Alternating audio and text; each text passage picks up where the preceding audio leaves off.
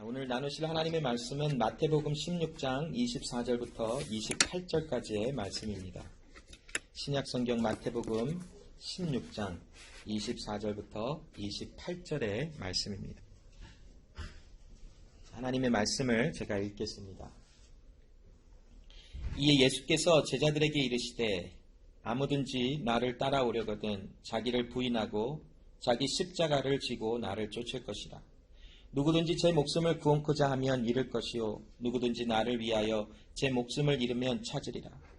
사람이 만일 온 천하를 얻고도 제 목숨을 잃으면 무엇으로 유익하리요? 사람이 무엇을 주고 제 목숨을 바꾸겠느냐? 인자가 아버지의 영광으로 그 천사들과 함께 오리니 그때에 각 사람의 행한 대로 갚으리라. 진실로 너희에게 이르노니 여기 섰는 사람 중에 죽기 전에 인자가 그 왕권을 가지고 오는 것을 볼 자들도 있느니라. 아멘. 자, 오늘 이 본문의 말씀은 이제 예수님께서 십자가에 달리시기 위해서 예루살렘으로 들어가시면서부터 증거되어지는 그런 말씀의 내용들이 기록됨의 시작입니다. 특별히 오늘 예수님께서 제자들에게 제자의 길을 걸을 것을 초청을 하시며 그들에게 말씀하실 때에 특별히 27절, 28절의 말씀에 주목을 해보면 마지막에 심판이 있다라는 것을 말씀으로 주시며 제자의 삶을 살 것을 이야기하십니다. 제자의 삶은 그렇게 넉넉하지가 않았어요. 그렇게 쉬운 길도 아니었고 제자의 길은 때로는 목숨을 버려야 하는 그런 어려움을 직면하는 그런 삶을 살아갈 수도 있었어요. 그러한 삶을 살아갈지라도 마지막 심판 가운데 하나님께서 생명을 주심으로 인하여 영원한 생명이 주어지는 것이 더 복되다라는 말씀을 주시며 27절에 인자가 아버지의 영광으로 그 천사들과 함께 오리니 그때 각 사람의 행한 대로 갚으리라 라고 하시는 말씀을 주세요.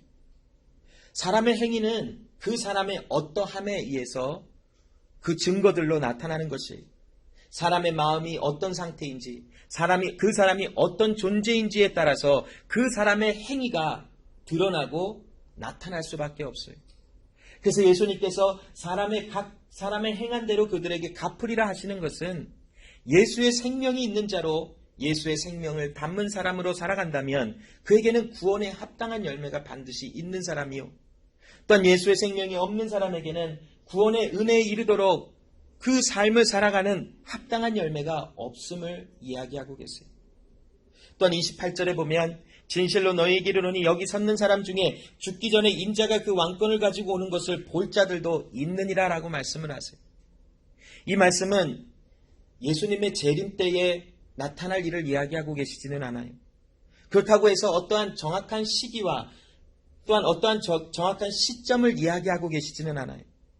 그러나 이 28절의 말씀은 무엇이냐면 사도들 중에 예수 그리스도가 왕권을 가지고 오시는 것을 볼 자가 있다라고 말씀하시는 것이 그 말씀은 무엇이냐면 마태복음 28장 18절에 보면 예수께서 나와 일러 가라사대 하늘과 땅의 모든 권세를 내게 주셨다라고 말씀하시는 예수님의 말씀의 선포가 있어요. 예수님께서 부활하신 후에 제자들 앞에 나오셔서 말씀하시며 하늘과 땅의 모든 권세를 나에게 주셨다라고 말씀합니다. 즉 구원자로 이제 온전히 나타나시며 많은 사람들을 하나님이 보내시는 많은 사람들에게 구원의 은혜를 확증시켜 주시는 그 권세와 그 능력이 예수님께 완성이 되었음을 이야기하고 계세요. 즉 여기 있는 사람 중에 죽기 전에 그 왕권을 가지고 오는 예수 그리스도를 볼 자가 있다는 것은 즉 무엇을 이야기하냐면 시기와 어느 시점을 예수님의 나라가 임하는 시점을 이야기하는 것이 아니라 마지막은 반드시 온다라는 것이 마지막 심판 때는 반드시 오며 그리스도 예수가 왕으로 이 세상에 오는 것을 분명한 일이다라는 것을 주고 있어요. 이처럼 예수님께서는 제자들을 제자도의 삶을 살아갈 것을 요청하시며 그들에게 마지막을 이야기하셨어요. 왜냐하면 빌립보서 1장 6절의 말씀에 보면 너희 속에 착한 일을 시작하신 이가 그리스도 예수의 날까지 이루실 줄 우리가 확신하노라 하는 말씀을 우리가 주목해 볼 필요가 있어요. 예수님은 왜 제자들에게 제자의 삶을 살아갈 것을 요청하며 마지막 때를 요구하셨냐면 하나님의 시작하신 그 일은 마지막 때까지 하나님은 멈추지 아니하시고 그들 안에 제자의 삶을 살아가도록 그들 안에 역사하시는 하나님이신 것을 이야기하시는 것이에요. 빌립보서 1장 6절에도 말씀하시는 것처럼 하나님의 시작하신 그 구원의 역사는 그리스도 예수 그 마지막 날 마지막 심판이 있기까지 하나님은 우리 안에서 그 구원을 완성시키시고 이루어 가시는 하나님이시다라는 것을 우리에게 말씀해 주세요. 그러므로 특별히 신약 성경은 우리에게 무엇을 강조하는가? 그 전체의 내용을 보면 하나님께서 우리를 믿음 안에 자라나게 하심이 무엇인지를 말씀을 주고 있어요. 왜냐하면 하나님께서 행하시는 그 일이 마지막 날까지 우리 안에서 하나님이 시작하신 그 구원의 은혜가 완성되어지기까지 멈추지 아니하시는 하나님이신 것을 이야기하셨다면 신약 성경의 전체 내용이 무엇을 가리키고 있냐면 그 하나님께서 우리를 영적으로 믿음 안에서 성장시키시기 위하여 무엇을 행하고 계시는지, 우리에게 어떤 약속을 주셨는지 그에 대한 말씀을 우리에게 주고 계시다라는 것이 히브리서 6장 6절로 3절의 말씀에 보면 그러므로 우리가 그리스도의 초벌을 버리고 죽은 행실을 회개함과 하나님께 대한 신앙과 세례들과 안수와 죽은 자의 부활과 영원한 심판에 관한 교훈의 털을 다시 닦지 말고 완전한 데 나아갈지니라. 하나님께서 허락하시면 우리가 다 이것을 하리라라고 말씀을 합니다. 여러분, 그리스도 예수에 대한 복음의 은혜를 우리는 들었어요. 신앙의 초보는 그 복음을 들은 것에서 우리 삶에 전혀 적용이 안 되는 그런 어린아이와 같은 믿음일 수 있지만 이제 장성한 믿음의 분량에 이르며 자라나는 사람의 삶의 모습에는 이 그리스도 예수를 통하여 우리에게 주신 복음의 은혜가 실질적으로 적용되어 삶의 열매로 나타날 수 있다는 것이 히브리서 6장 1절로 3절의 말씀은 너희가 들은 대로 그 말씀을 순종하여 그 말씀을 따라 나아가는 삶으로 되어지기를 원한다라는 것을 선포하고 있어요. 참 여러분, 이 하나님의 말씀, 그리스도 예수 안에 내가 죽고 그리스도 예수 안에 다시 살아난 사람이라는 것에 대한 말씀을 들었어요. 그런데 우리의 믿음의 장성한 분량에 이르면 이를수록 이 말씀을 실질적으로 내 안에 역사하여 내가 살아가는 것이 아니라 내 안에 그리스도 예수가 살아가심이 무엇인지를 우리는 경험할 수 있는 사람으로 성장해 나갈 수 있는 것이. 자, 히브리서 2장 1절로 4절 말씀해 보면 우리를 하나님께서 믿음을 성장시키시기 위해서 어떤 일을 행하셨는지를 조금 구체적으로 말씀해 주시는데 2장 1절로 4절에 보면 그러므로 모든 들은 것을 우리가 더욱 간절히 삼갈지니 혹 흘러 떠내려갈까 염려하노라. 천사들로 하신 말씀이 견고하게 되어 모든 범죄함과 순종치 아니함에 공변된 보응을 받았거든. 우리가 이같이 큰 구원을 등한히 여기면 어찌 피하리요. 이 구원은 처음에 주로 말씀하신 바요 들은 자들이 우리에게 확증한 바니 하나님도 표적들과 기사들과 여러 가지 능력과 및 자기 뜻을 따라 성령에 나눠주신 것으로 저희와 함께 증거하셨느니라 라고 말씀해요. 여러분, 우리의 믿음의 영적 성장은 그냥 아무 일이 안 일어나는데 그냥 하나님께서 그렇게 말씀하셨으니까 믿음이 성장하는 것이구나, 그렇게 역사하지 않는다라는 것이, 하나님께서 우리에게 믿음이 성장하도록 약속하셨고 우리를 그리스도 예수 안에 죽은 자요 그리스도 예수 안에 산 자로 이제 믿음 안에서 자라나게 하시는 그 하나님은 우리에게 무엇을 하셨냐면 말씀을 증거해 주셨어요. 하나님의 살았고 운동력 있는 말씀. 구약이나 신약이나 오늘을 살아가는 모든 생활 속에 하나님은 표적과 기사와 하나님이 이런 하나님이시다라는 것을 사람이 알아들을 수 있도록 말씀으로 우리에게 역사하셔서 그 하나님의 살아계심을 증거해 주셨습니다. 특별히 그리스도 예수가 이 세상에 오심으로 하나님께서 약속하신 수많은 시간 동안에 약속하셨던 그 예수 그리스도가 이 세상에 오셨음이 확증되어지므로 하나님은 살아계신 하나님이시다라는 것을 모든 사람으로 알게 하시기 위하여 하나님께서는 그 은혜를 베푸사 예수 그리스도가 이 세상에 오셨음을 널리 증거하셨습니다.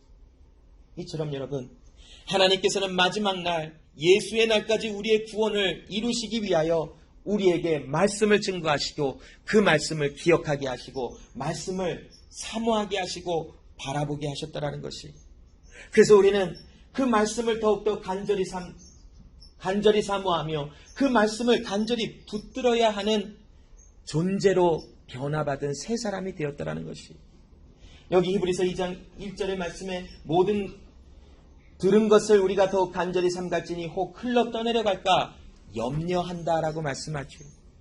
여기는 실질적으로 말씀을 사모하다가 믿음 안에서 떨어질 수 있으니 나는 염려하노라라는 것을 이야기하고 있는 것이 아니에요. 이 히브리서 말씀을 받는 자들은 이미 그리스도 예수 안에 초보적인 신앙의 모습이 무엇인지, 복음이 무엇인지를 다 듣고 알았던 사람들이에요. 그리고 이 사람들은 그리스도 예수로 인하여 새 생명을 받은 자이기에 믿음 안에 자라나야 할 성도들이나, 그러나 어떤 이유에서 이들의 믿음이 자라나지 아니하고 오히려 세상의 염려와 걱정과 근심 속에서 세상 사람들이 살아가는 것처럼 살아가려고 하는 그런 모습들이 있자, 하나님의 사람, 히브리서를 기록한 이 하나님의 사람은 그들에게 권면의 말씀을 주는 것이, 너희들은 하나님의 사람이라. 너희 안에 그리스도 예수의 말씀을 통하여 증거되신 하나님의 살았고 운동력 있는 말씀이 있으니 그 말씀으로 인하여 너희들은 흘러 떠내려갈 자들이 아니다라는 것을 권면하며 증거하시는 하나님의 말씀이 기록된 것입니다. 여러분, 이 히브리서의 2장 1절로 4절의 말씀처럼 우리에게도 동일하게 이 교훈은 다가오고 있습니다.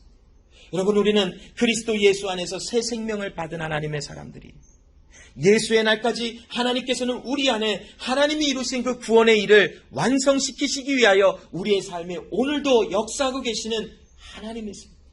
우리는 바로 그러한 존재로 오늘 이 시간 이곳에 서서 하나님을 예배하며 또한 교회 밖으로 나가서 일상적인 삶을 살아가는 동안에도 우리는 그러한 존재로, 그러한 신분으로 살아가는 사람들이에요. 그러므로 우리는 세상에 염려와 걱정과 근심에 떠밀려 흘러 떠내려갈 자들이 아니라 오히려 말씀을 더 간절히 사모하며 말씀 앞으로 나아가서 지는 그런 사람으로서의 삶을 살아가지는 사람으로 부름을 받았다라는 것이, 요한복음 8장 47절에 보면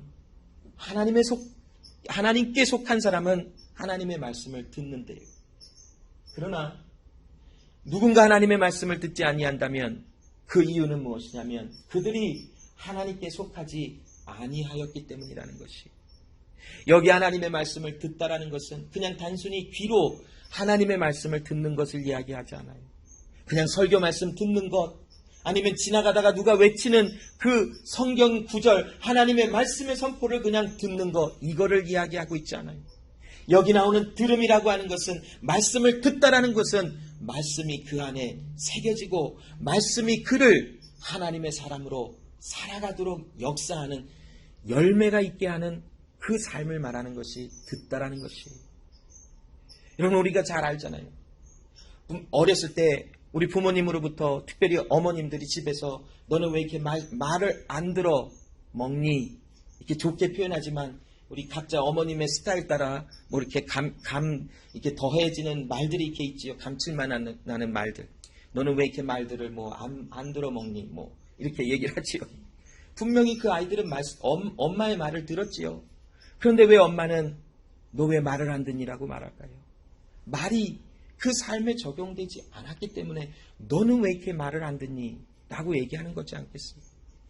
하나님의 말씀을 듣다라는 것도 동일합니다. 우리가 말씀을 듣는다라는 것은 그냥 귀로만 듣는 것이 아니라 말씀이 들려졌다면 그 말씀이 내 생활에 열매로 나와지는 것이, 누가 그렇게 할 수 있냐면 하나님께 속한 자만, 그리스도 예수 안에 연합된 자만이 말씀이 들려졌다면 그 말씀을 살아내는 역사가 그들의 삶에 있게 되어져 있습니다.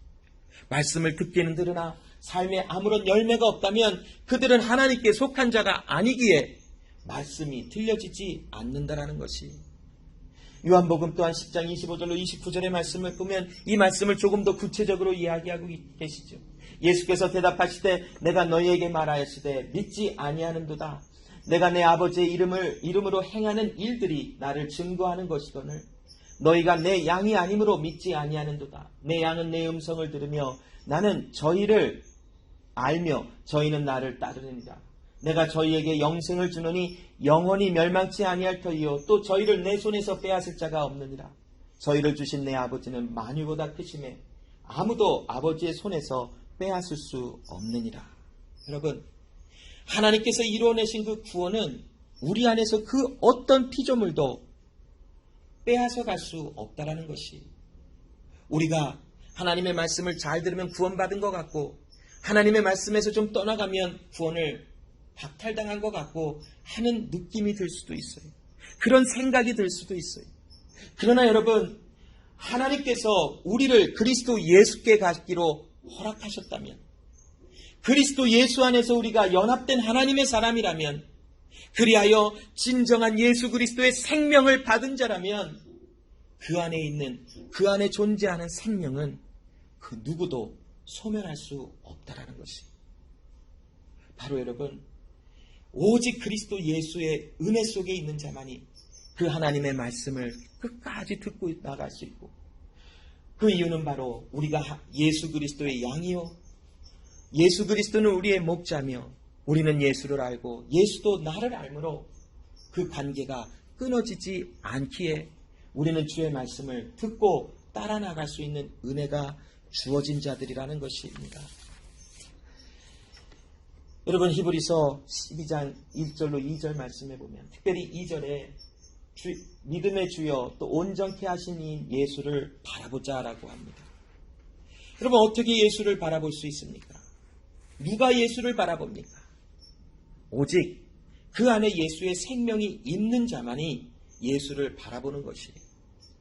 예수를 바라본다라는 것은 우리의 눈과 우리의 마음과 감정과 우리의 모든 것이 예수 안에 고정이 되어 있는 것이, 여러분, 낚시터에 가면, 배를 타고 낚시를 가면 큰 배라도 닻을 내려놓으면 물살이 계속 움직일 때에 배는 조금 흔들릴 수 있어요. 그러나 닻을 내려놓은 그 배는 그 닻이 빠지지 않는 이상은 절대로 떠내려가지 않더라고요. 이와 같이 여러분, 우리 안에서 예수께 우리의 눈과 시선이 고정된다는 것은 예수의 생명이 내 안에 마치 배의 닻이 바닥에 박혀 있어서 배가 움직여지지 않는 그런 배의 존재와 같이 우리의 눈과 우리의 모든 것이 예수께 고정된 자는, 그 자가 누구냐면 예수의 생명으로 새로운 피조물로 태어난 사람, 하나님의 영생하는 거듭나게 하시는 은혜를 경험한 자, 그 자만이 그리스도 예수의 모든 삶에 그리스도 예수께 고정하며 살아갈 수 있다라는 것이, 왜냐하면 그 예수는 그 앞에 있는 십자가 너머에 있는 그 구원의 은혜를 바라보시며 즐거워하며 고난의 그 아픔을 참으시며 통과하셨어요. 나를 위해서. 내가 그리스도 예수와 함께 죽고 예수와 함께 살아나야만 그리스도 예수께 고정이 되어 우리의 삶은 주님과 함께 나아갈 수 있기에 그리스도 예수께서 그 일을 즐거워하시며 십자가 너머에 있는 그 은혜를 바라보시며 십자가의 고통을 참아내셨다는 것이, 여러분, 얼마나 아플까요? 예수님도 우리와 똑같은 육체를 갖고 계셨지요. 하나님의 신성도 있었지만 사람과 동일한 인성이 있어 모든 아픔을 다 느끼실 수 있었고 아픔을 동일하게 누리실 수 있었어요. 그 예수님은 그 아픔과 죽음이라고 하는 어마어마한 그 무게를 견뎌내시며 죽음 가운데 살아나셔서 결국에 우리로 하여금 우리의 눈이 예수께 고정될 수 있는 자들로 불러내시고 그러한 삶을 살아가도록 만들어내셨다라는 것이 결국 무엇입니까? 그리스도 예수와의 연합이에요. 구원도 예수와의 연합이요, 우리의 믿음의 성장도 예수와의 연합을 통하여 나타난다라는 것이, 하나님께서 예수의 날까지 우리 안에서 시작하신 그 구원의 일을 완성시키시는 이 모든 것도 예수와 연합된 은혜 속에서 일어난다라는 것입니다. 제자의 길을 걸어가는 것도 예수와의 연합 속에서 나가는 것이요, 우리의 모든 삶이 하나님의 말씀을 듣게 되는 것도 예수와의 연합을 통하여 일어날 수 있는 진리라는 것이에요. 지난 시간까지 우리는 이 한 그림을 여러 차례 나누어 보았죠. 하나님께서 우리를 거듭나게 하시면 이것은 마치 나무의 뿌리와 같아서 결국 우리의 삶에 회심의 역사가 나타나야 되는데, 이 회심은 바로 회개와 믿음의 열매라라는 것을 나누었어요. 그러면 여러분, 이제 이 그림에서 조금 더, 여기까지는 잘 따라오셨죠? 아직도 많은 분들이 리제너레이션과 컨버전이 어떤 게 다른 건지 잘 모르세요. 물론 몰라도 돼요. 하나님께서 행하신 일을 결국에 아시게 하실 것이지만, 그러나 리제너레이션과 컨버전에 대한 차이와 의미가 무엇인지를 우리 잘 알고 있지요.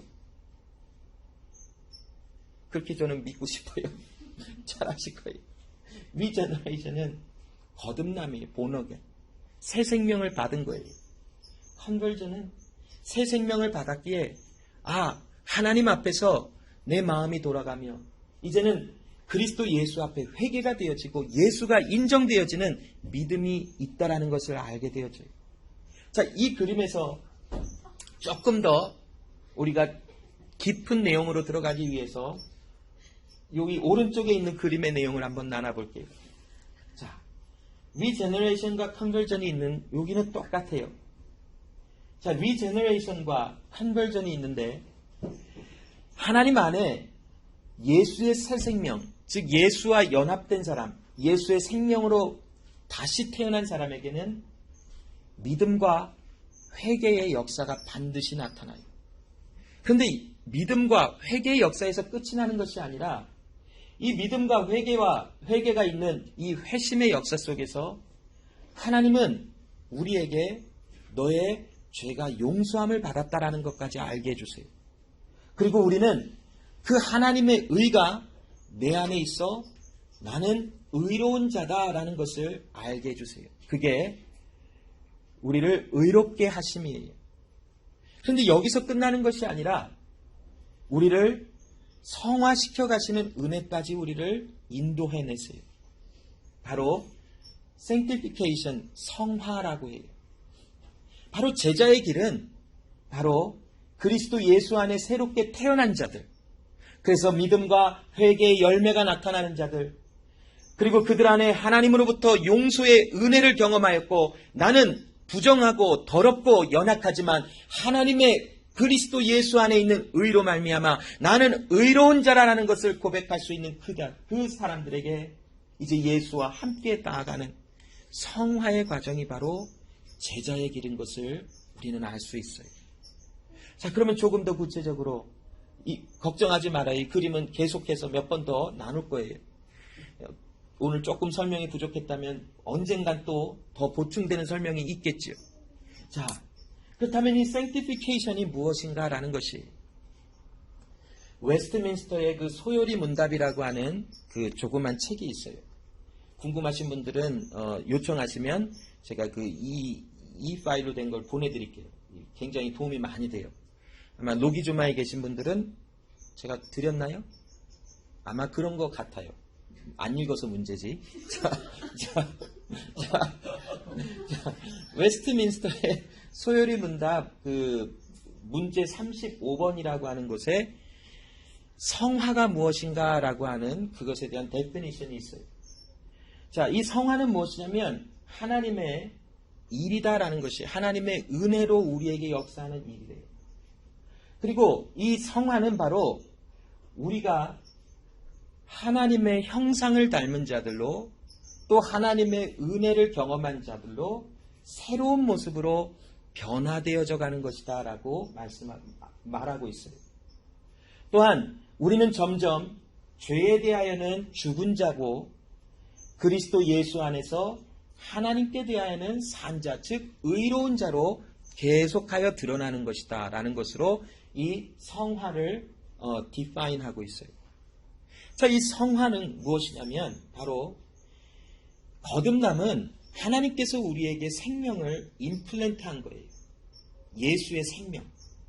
그래서 리제너레이션은 예수의 은혜, 예수의 생명이 내 안에 임플란트 되어서 즉 내 안에 하나님을 디자이어하는 것, 하나님을 사모하는 것, 하나님을 바라보는 것, 또 하나님을 예배하고 싶은 마음, 하나님께 기도하고 싶은 마음, 하나님을 사랑하고 싶어하는 모든 마음, 그리스도 예수 안에 있는 생명을 내 안에 임플란트 하신 거예요.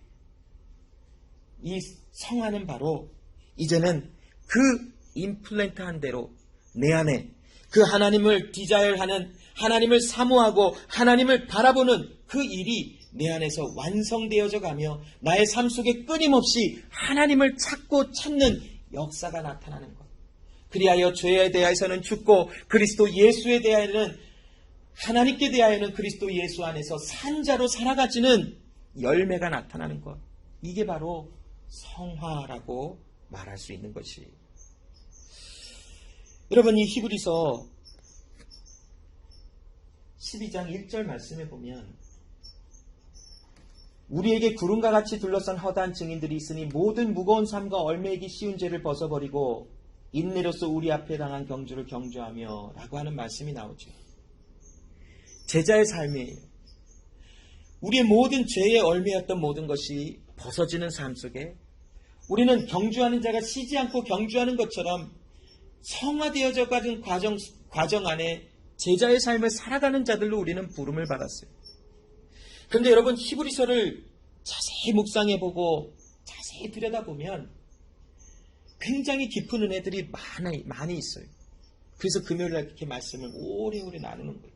이제 다음 주에 이제 3장 시작해요. 이제 겨우 1장, 2장 끝냈어요. 정말 3장 이제 시작하는데 그 내용의 깊이가 얼마나 깊은지 많이 보고 또 봐야 돼요. 자, 그런데 이 히브리서를 좀 볼 때에, 자, 히브리서에 쓰여진 목적이 뭘까요? 왜 히브리서를 썼을까요? 히브리서를 쓴 사람. 너희들 구원에서 멀어질 수 있으니까 조심하라. 그 경고를 주기 위해서 준 걸까요? 히브리서를 쓴 목적은 무엇이냐면 너희는 구원의 은혜에서 떨어질 자들이 아니니 구원받은 자답게 살아가는 것이 너희로 하여금 마땅한 삶이다라는 것을 알게 해주기 위하여 쓴 거예요.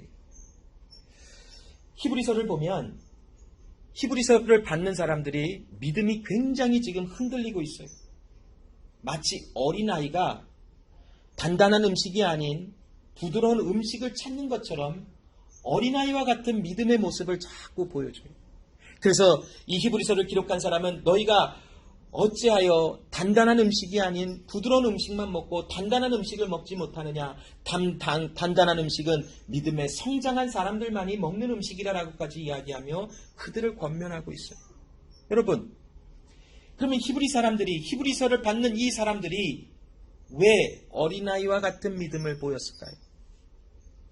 분명히 하나님의 말씀 가운데 새롭게 태어난 사람, 새로운 피조물로 태어나 회개와 믿음의 열매가 나타나며 하나님의 의롭게 하심을 받아 성화되어져 가는 과정이 반드시 나타나야 하는 사람들인데 왜 이들은 아직도 어린아이와 같은 믿음 속에 부드러운 음식만을 찾고 요구하는 삶을 살았을까요?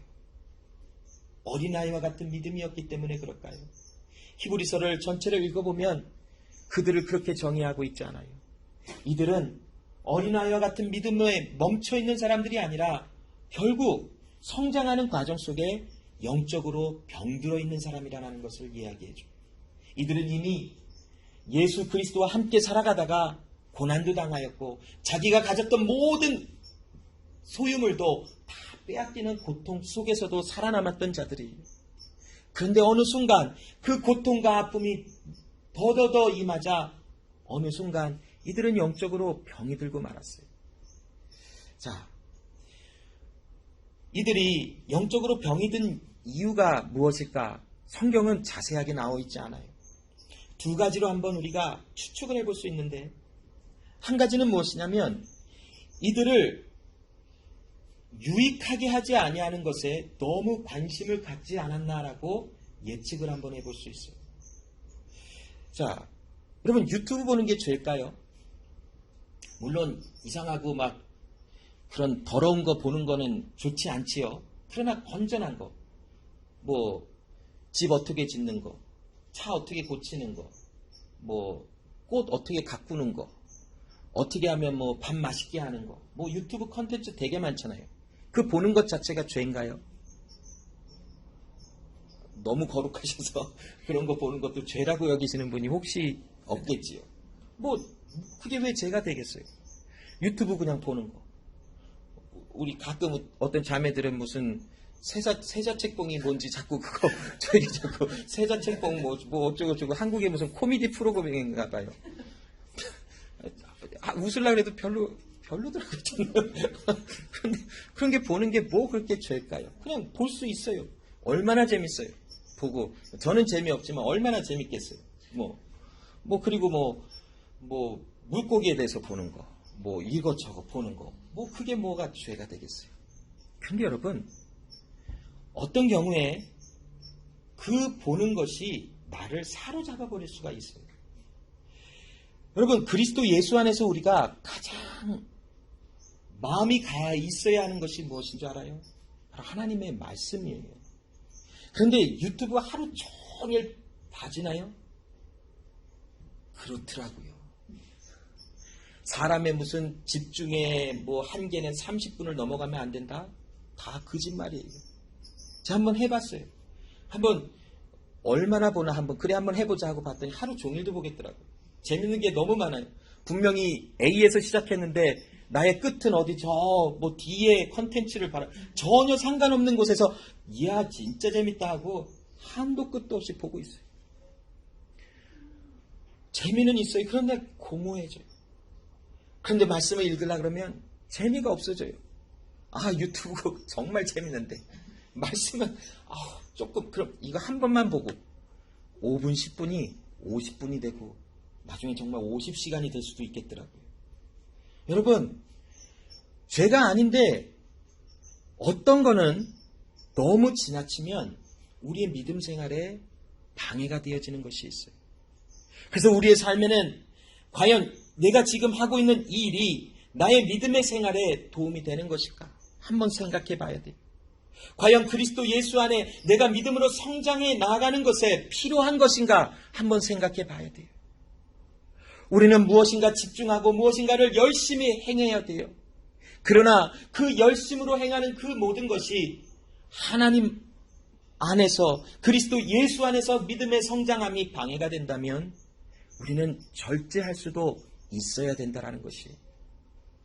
아마 히브리서를 받는 사람들은 그들의 삶이 다 무엇인지는 모르지만 믿음의 성장이 방해되고 그들의 영적인 삶에 병드는 이유 중에 하나가 바로 절제하지 못한 어떤 생활의 무너짐 속에 이들의 영적인 상태가 굉장히 연약해진 상태로 결과로 나와지는 것은 아닐까 생각해 봐요.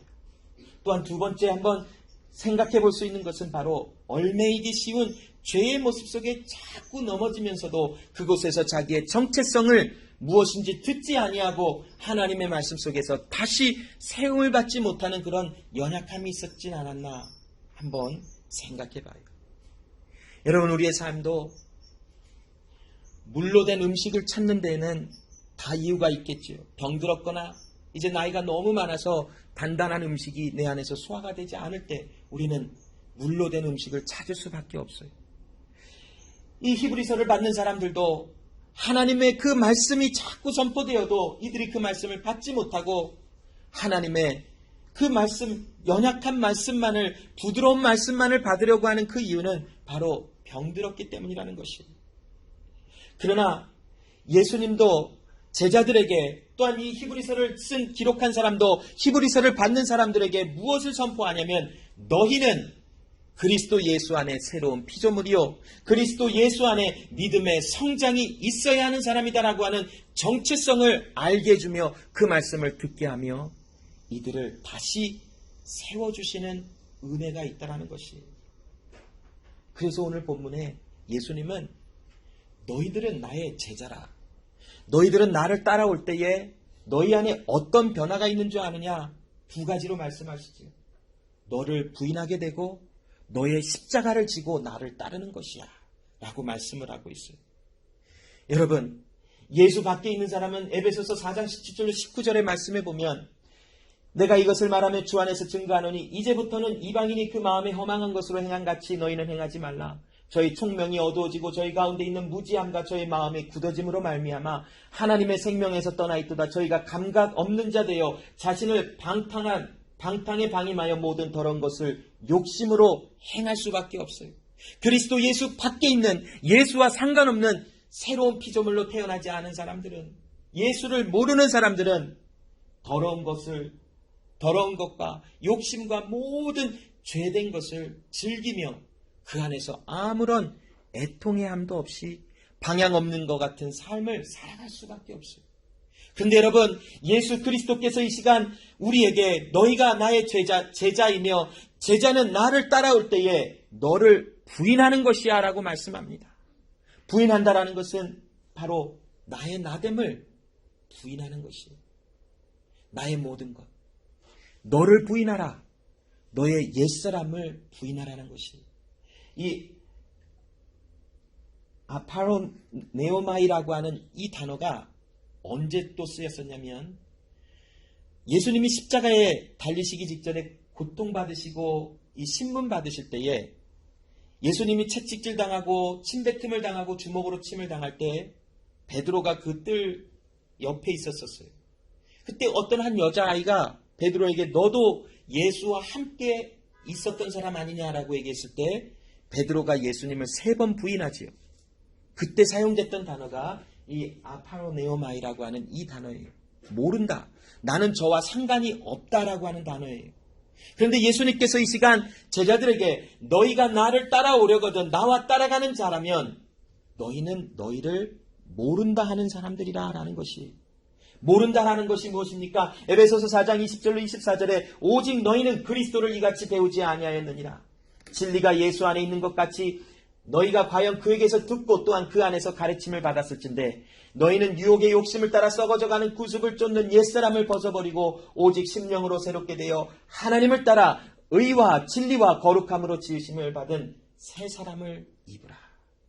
여러분, 너를 부인하라라는 것은 내가 그리스도 예수와 함께 죽고 예수와 함께 살아났으니 이제는 유혹과 욕심을 따라 이 세상을 따라가는 육체의 모든 것을 즐겨하던 육체의 소욕을 따라갔던 모든 것이 이제는 우리 가운데서 모른다라고 하는 고백이 나오는 것이, 그리고 우리 안에 예수와 함께 심령으로 새롭게 되어 하나님을 따라 의와 진리와 거룩함을 또 지으심을 받은 새 사람을 입어 내 안에 하나님을 예배하고 싶은 갈망이 있고 말씀을 듣고자 하는 갈망이 있고 예수 앞에 나와 기도하고자 하는 갈망이 내 안에서 계속 넘쳐나는 삶이 바로 나를 부인하는 삶인 줄로 압니다. 로마서 6장 4절에 우리가 그의 죽으심과 합하여 세례를 받음으로 그와 함께 장사되었나니 이는 아버지의 영광으로 말미암아 그리스도를 죽은 자 가운데서 살리신과 같이 우리로 또한 새 생명 가운데 행하게 하려 함이니라. 우리의 죽음, 나를 부인하는 것, 이것은 결코 내가 할 수 있지 않더라고요. 예수께서 나와 함께 죽으시고 나와 함께 부활의 생명으로 일어나셔서 죽은 자 가운데, 죽은 나의 가운데 일어나시는 그 은혜 가운데 새 생명이 있는 자만이 나의 옛사람을 부인하게 되어 모든 탐욕과 더러움과 욕심과 썩어져가는 모든 것을 모른다 하고 오직 그리스도 예수를 따라 예수의 의와 진리와 생명을 붙잡고 나아가는 그 은혜가 우리 안에 있게 되어진다는 것입니다. 두 번째, 예수님께서 우리가 예수님의 제자이기에 예수님을 따라가는 삶 속에 십자가를 지고 따라오라라고 말씀합니다. 여러분, 지난주에 나눈 것처럼 빌립보서 3장 12절로 14절에 보면 사도 바울은 끊임없이 예수님의 죽으심과 부활하심을 바라보며 즉 예수님께 잡힌받은 그것을 바라보며 쫓아갔다고 했지요. 쉬지 않고 쫓아갔대요. 이 사도 바울의 삶을 보면 예수님의 죽으심과 부활하심을 바라보며 쫓아갔던 그 삶은 잘 먹고 잘 사는 것에서만 끝났었던가요? 사도 바울의 삶을 자세히 들여다보면 먹지 못하고 자지도 못하고 잠시 쉬지도 못하고 때로는 돌로 맞고 때로는 매도 맞고 사람들의 위협 속에서 도망도 가야 됐고 쉬지 못하는 그런 삶을 끊임없이 살아갔어요. 왜 그가 그렇게 살아갔을까? 편하게 살 수 있잖아요. 편하게 예수 믿는다 할 수 있잖아요. 그런데 그의 부르심이, 하나님께서 그를 부르심이 바로 그와 같은 삶을 통하여 하나님의 복음의 의를 나타내며 하나님께서 구원하심이 무엇인지를 많은 사람들에게 증거해야 했기에 사도 바울은 예수의 제자의 삶을 이렇게 살아간 거예요. 바로 이러한 모습이 바로 십자가를 지고 예수를 따르는다라고 하는 모습으로 설명이 될 수 있어요. 여러분, 여러분의 삶 속에 여러분을 부인하며 십자가를 지고 예수님을 따라가는 제자의 삶이 있습니까? 우리는 그러한 삶을 살아가야 하는 자들이, 그러한 길을 걸어가야 하는 자들이, 로마서 14장 8절에 보면 우리가 살아도 주를 위하여 살고 죽어도 주를 위하여 죽나니 그러므로 사나 죽으나 우리가 주의 것이로다라고 말씀합니다. 여러분, 우리가 즐기고 싶은 것 굉장히 많아요. 기쁨으로 누리고 싶은 것도 많아요.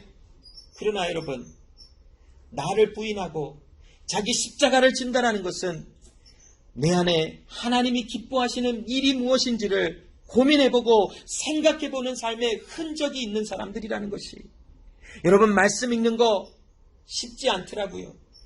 주의 종이지만 말씀 읽어라. 때로는 기쁨으로 읽지만 때로는 그 말이 그 말인 것 같고 읽어도 또 잊어버리고 또 잊어버리고 똑같은, 그럼 도대체 얼마나 더 읽어야 돼? 이런 생각도 들어요. 하나님의 말씀을 또한 준비할 때에 하나님 말씀 준비하는 거 참 어렵고 부담되고 힘들구나, 이런 생각들도 들어요. 고민해보고 또 고민해보고 이게 맞는지 저게 맞는지 점검해보는 거 참 힘들다. 그러나 여러분, 하나님께서 가라 하신 그 길, 불러내셔서 가라 하신 그 길은 우리가 주와 함께 걸어갈 수 있는 모습으로 불러내짐을 받아 때로는 힘들고 어렵고 또한 곤고한 삶을 살아갈지라도 하나님께서 가라 하신 그 길은 각자의 부르심에 맞게 그 길을 걸어가야고 뛰어가야 하는 것이 그리스도 예수 안에 새로운 피조물로 부름을 받은 하나님의 생명을 받아 누린 사람으로서 마땅하지 않습니까? 사람으로 태어났으면 사람으로 사람처럼 살아가는 것이 당연하고 마땅한 것처럼 그리스도 예수 안에서 하나님의 사람으로 불러내심을 받아 예수 안에 하나님께 속한 자라면 하나님께 속한 자녀들처럼 살아간다라는 것이 당연하며 마땅한 것이 아닙니까? 바로 우리는 그런 모습으로 부름을 받았어요. 그래서 때로는 여러분, 단단한 하나님의 말씀의 음식을 먹어야 돼요. 왜냐하면 우리는 장성한 믿음의 분량까지 부름을 받았기 때문에 그래요. 여러분, 게으르지 마십시오. 삶의 시간을 허비하지 마십시오. 하나님께서 우리에게 주신 이 허락하신 이 시간, 우리에게 오늘이라고 일컫는 새날을 주신 이 시간, 마지막처럼 살아가시길 바랍니다. 정말 오늘이 아니면 내일은 없는 사람처럼 살아가시기 바랍니다. 그것이 바로 예수를 따라 나가는, 나를 부인하고 나의 십자가를 지고 예수를 쫓는 사람의 삶의 모습인 줄로 압니다. 그러므로 준비되어지게 하시고 우리를 부르사 하나님의 그 길을 걸어가게 하신 그 주님의 부르심을 따라 오늘 우리는 나는 아무것도 못함을 고백하고 오직 좁은 길로 들어가 그리스도 예수와 함께하는 그 길을 나는 기쁨으로 걸어가는 사람이다라는 말씀을 들으시고 도전받으시고 그 말씀 속에 하나님의 행하시는 일이 무엇인지를 발견하시는 여러분의 복된 삶이 되시기를 간절히 소망하며 기도합니다. 함께 기도하겠습니다.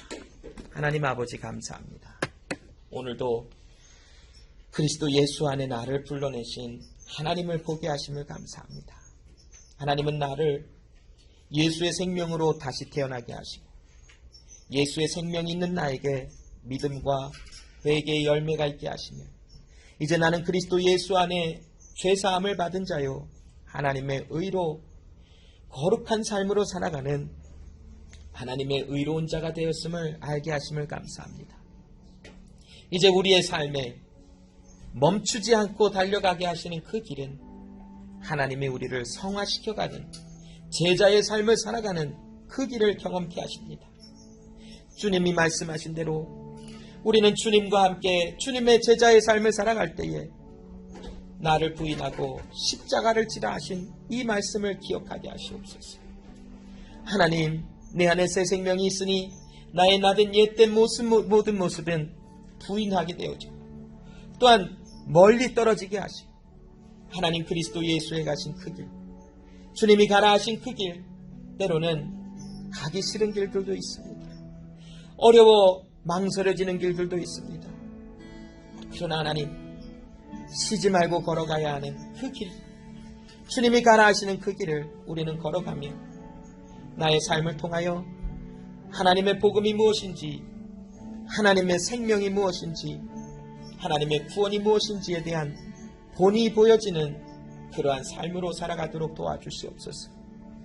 하나님, 매일 새로운 삶을 우리에게 주시는 하나님, 새날을 주시사 매일의 삶에 새 은혜를 주시는 하나님, 하루하루가 우리에게 마지막인 것처럼 살아가게 하시사 우리의 삶 속에 모든 주님을 위한 삶의 은혜가 넘쳐나게 하시고 주님을 바라보며 주님께 고정된 삶의 시선이 더욱더 견고하여질 수 있도록 우리에게 주의 말씀을 허락하여 주시옵소서. 감사드리며 예수님의 이름으로 기도합니다. 아멘.